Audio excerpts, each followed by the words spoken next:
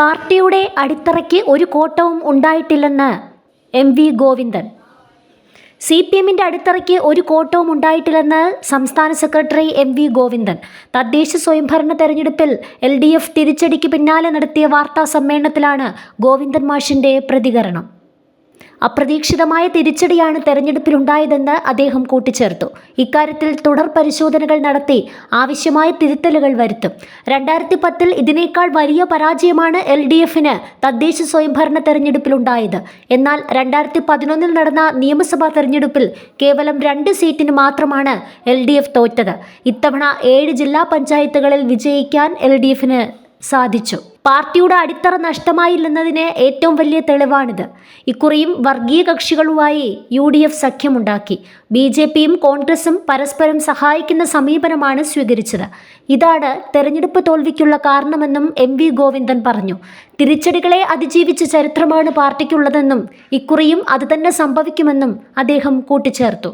അതേസമയം കൊല്ലം കോർപ്പറേഷനിൽ വോട്ടെണ്ണൽ പൂർത്തിയായപ്പോൾ തകർപ്പൻ വിജയം സ്വന്തമാക്കി UDF. ഒരു മുന്നണിക്കും കേവല ഭൂരിപക്ഷം നേടാനായില്ലെങ്കിലും 27 സീറ്റുമായി UDF ഏറ്റവും വലിയ കക്ഷിയായി. LDFന് 16 സീറ്റാണ് നേടാനായത്.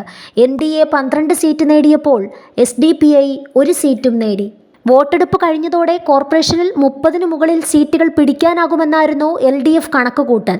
എന്നാൽ ഫലം വന്നപ്പോൾ LDFന് അടിപതറുന്ന കാഴ്ചയാണ് കാണാനായത്. കോർപ്പറേഷൻ, നഗരസഭ, ജില്ലാ പഞ്ചായത്തുകൾ എന്നിവയിൽ UDF വ്യക്തമായ മുൻതൂക്കത്തോടെ മുന്നേറി. സംസ്ഥാനത്ത് LDFന്റെ പരമ്പരാഗതമായ പല കേന്ദ്രങ്ങളിലേക്കും കടന്നു കയറാൻ UDFന് കഴിഞ്ഞു.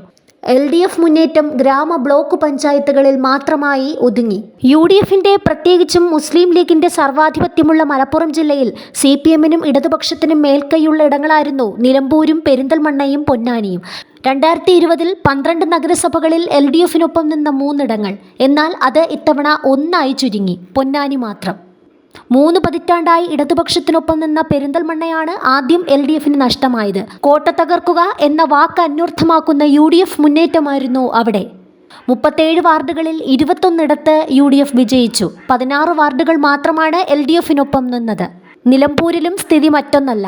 36 സീറ്റുകളിലും സ്ഥാനാർത്ഥികളെ നിർത്തിയിട്ടും LDFന് നേട്ടമുണ്ടായില്ല.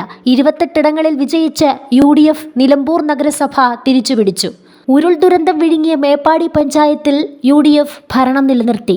ആകെയുള്ള 23 വാർഡിൽ 13 വാർഡുകളിൽ ജയിച്ചാണ് UDF ഭരണം നിലനിർത്തിയത്.